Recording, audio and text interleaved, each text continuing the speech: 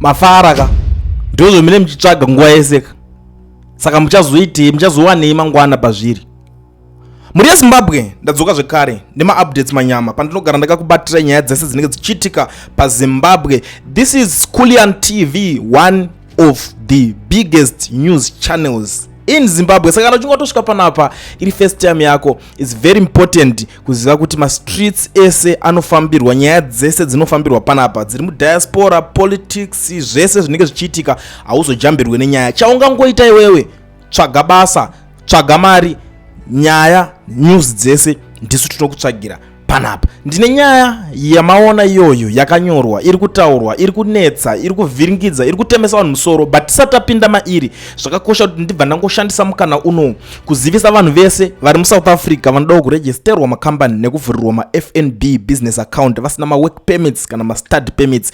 Zviri izi mazuva ano pane kambani inonzi Education Research inotungamirirwa nana mukoma Owen. Kana usina work permit uine passport but uda register company, uchidawo futi kuwana FNB business account ine ma-benefits akadai kuwanda kudai so, gara wabata Education Research yana mukoma Owen. Gore ratopera ka, at least unozowanawo something chawakaita chinobatika. Saka gara mavabata panhamba dzavo dziri kuappear, panhamba dzavo dziri kushowa pascreen kuti muite se mubatsirikanewo zvinhu zvenyu zvitange kukufambirai. Right, panyaya iri kunetsa iyi iri kutaurwa na Honorable Zivu, Killer Zivu, you know him.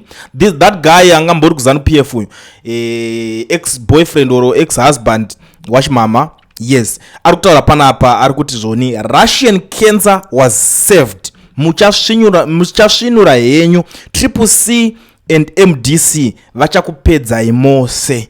Ndo shoko ririmo mustreet kuti vanhu vakapiwa chaitika pa kwakune inonzi presidential dinner yakaitwa na advocate Nelson Chamisa, inoitwa gore rega rega, anenge achitaura nevanhu achita sei ndo the gathering yega yanokwanisa kupindawo achiadressa, besides kurufu kwanomboenda, but ndo yanokwanisa kuendawo iye atone time yake oadressa opa hope kuvanhu, ataurawo nevanhu achizivisawo vanhu kuti kumberi kuchafamba sei. Paizobuda futi mashoko ekuti 2026 zvichakatochaya, ndiri kuuya nesomething big, ndochi zvimwe zvaitaura. Saka panapa ndo parunzi naZivu muchapedzwa zvenyu because vanhu vaidya ikoko kudhina uko, chikafu chachiripo, dhina yakasevwa, vanhu vakaenjoya, ndikanzi chikafu chamakatodya ichocho muchapera. Saka kuri kuti vanhu vakaisirwa muchetura vesa, but muchetura wacho hausi muchetura uya unouraya ipapo, inenge iri slow poison yecancer yekuti inogona kuzokubata after kana 5 years. Unongonzwa kuti vanhu vakupera 1 vanhingirikina. Ndo zviri kutaurwa naZivu, haasi mashoko ari kubva kuna Kuliant, mashoko ari kubva kuna Zivu kuti Russian cancer was saved. Ndo shoko riripo. Ini ndatovhundukawo, honestly speaking, ndatonzwa nyaya iyoyo ndakatoti saka vanhu vacho vanenge vapinda sei pafunction yaChamisa voenda kunomisira poison, zvinoningirina sei.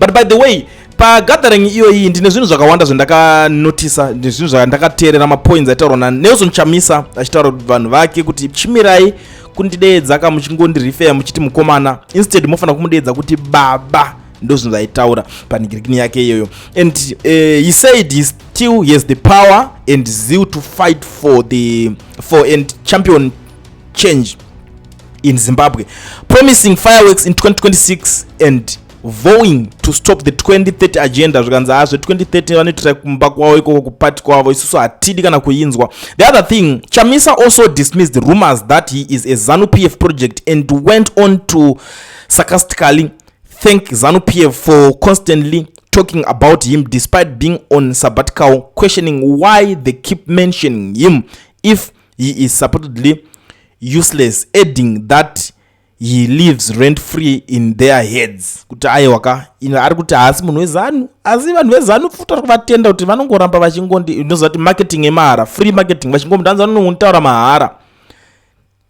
Ichi something chekuti zvinenge zvichingoningirika nezvo zvinhu. Saka in short arongoti handisi munhu weZANU-PF, ende ZANU-PF yacho tichatoionesa moto, tiri kudzoka zvedu, toda zvimisa zve2030 izvozvo. Ndo mashoko aitaurwa papresidential dinner. Saka ameno kuti ndo zvakazokonzeresa kuti iyo Russian cancer yacho zvaichiswa muchikafu here, nekuti munhu ataura izvozvo kana kuti pavakangoona aungana nevanhu, because honestly vanoziziva akangobaya kana live button chevanhu vanomhanya waya, ZANU-PF inototanga kutopanika iri kwairi koko, ende vese vanenge vakateerera kuti ari kuti kudii, because anything can happen. But muri yeZimbabwe ZANU-PF itori political party yekutoti pachayo ine zvinotonetsawo hobo zvekuti kwaita zvigananda zvapinda zvakuda kutsara vana maseats avo. Honestly speaking, inango I'm not happy naona unikaunhu kakadaro. People like anatungwarara vanenge vachinyeba ina handidi chigaro chako handidi kudidi, but vanoda kupinda vachishandisa mari. Panenge pachikampeniwa paya pachinzi pari kurwisanwa pachitwa sei hapana anombouya achiti ari kuda kuita kana anything kana MP wacho havauyi, vada kumirira masita akahwinwa nevamwe vayo vozotanga kunhina. Saka vataimirazve vakaona kuti vanhu vetriple C vacho vasaraka hakuna kana ari kumboresigna zvekumhanya ende hakuna ari kufa. Saka vakutoona kuti the best way kuita sei, there is this guy anonzi Tungwarara ari kutaimira kuda kutora seat ratafadzwa mugwadi. Vanhu havasi kufara nezvinhu izvozvo honestly speaking. Unoziva kuti vakatoti izvezvi this Tungwarara ameno controversy dzake dziri papi because musi uno wapanga arinoda kumadhingirikini uku kumanikaland. Asvika manikaland ndobva apinda mucentral committee, but ningirikini yaakapinda position yacho yainzi inofanirwa kunge yakamiririrwa nemunhu wechikadzi. Ndiye anofanira kunge achipinda ipapo, panofanira kureplacewa nemunhu wechikadzi. Ende papinda munhu wechikadzi panofanirwa futi kuti munhu iyeyeka wechikadzi anofanirwa kunge ari wekuchipinge. Muri kuunderstanda zvinhu zvacho, but hazvina kufamba neseizvozvo. Iye hamene kuti akazochinja here mukadzi here kana kuti pari kutotinetsa nanhasi kuti but unongoziva these guys vanongoita zvavanoda nguva dzavanoda ka, but zvakabva zvambonzi tanullifya zvaitwa izvozvo hatisi kuzvida. Vanhu vacho vechipinge vacho vakadzoka vakataura kuti ayo isusu tiri kudedzera kuti ndiye munhu watinoda kuti tiise ipapo. Hamene kuti zvichafamba sei. Nyaya yacho yakazotengwa nana Christopher Mutsvangwa, zvikanzi naMutsvangwa ndondowari tichazoya toitaura nyaya yacho mupolitbureau todiscassa nezvenyaya iyoyo. Kana tinge tazodiscassa nenyaya iyoyo tapedza tichazokuudzai, saka musanyanya kupanika zvenyu. Obviously politbureau inotodzoka kuti ipinde futi munhingirikini next year ipapo patiri kupinda patiri kuti next year ndoma next month yo next year inotangira pa next month or next week but 1 ndo mamirira next week but 2 I mean ndo mamirira anenge akaita chinhu chacho. Now on the issue iyoyo vapedza kunetsana zvavari kurwirirana ikoko ari kuda kuita MP, ndio nyaya iripo. Tungwarara adaita MP, but MP wacho ndiwe kuda kutsara mwana siti rake. Ndakaona anataura kandishayachita kuti no kana padziri nyaya dzesiti irori kairi mugwadi akashanda vedwe. It's not easy kuti munhu anzi aita member of parliament weBhoera West akashanda. Yes, we know kuti uyu ndewe kuBhoera futi ndoko anenge akamirira iye ningirikini Tungwarara, but aparonzi uyu akashanda very hard honestly, akashanda. People like ana advocate Mahere vaitotaurawo nyaya yacho iyoyo vachiti ayo pandokuudzai kuti ZANU-PF yakashata haikudei. This is what I mean.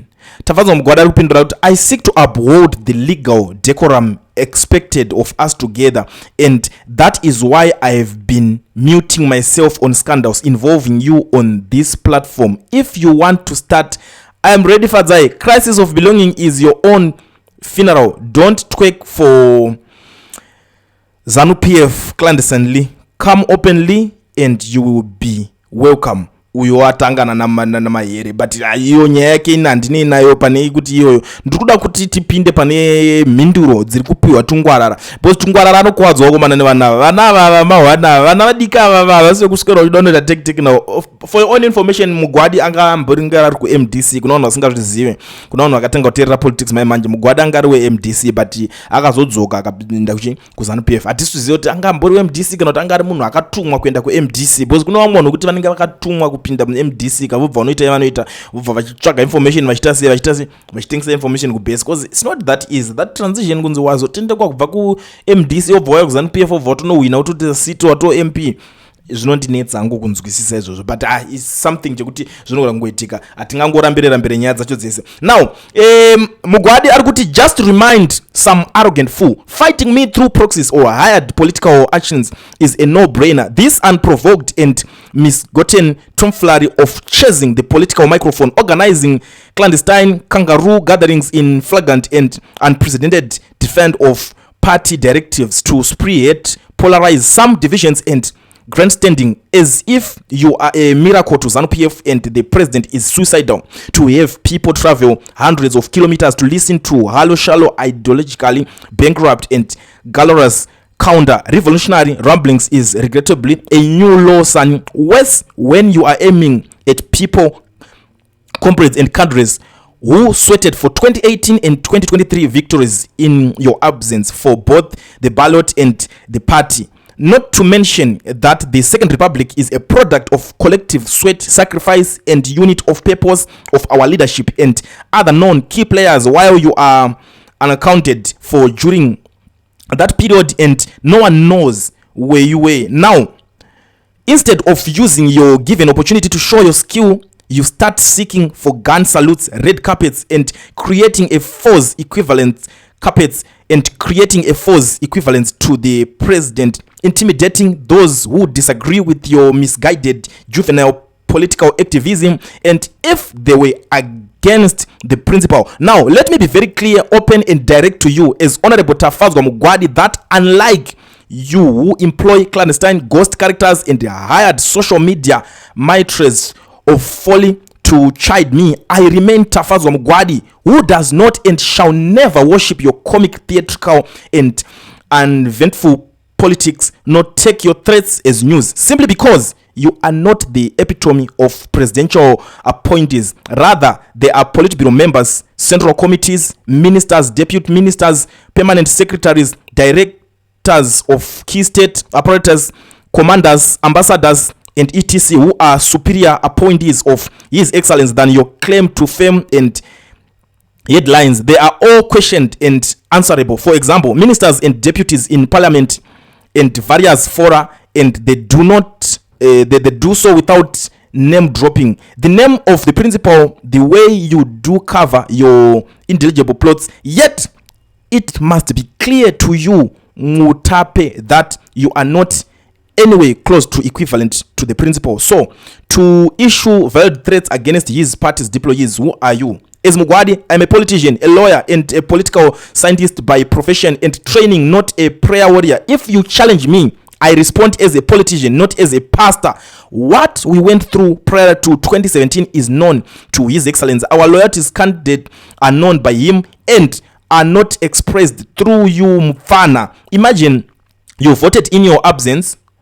We voted in your absence, and you want all of us to and other seniors leaders to shiver at your side.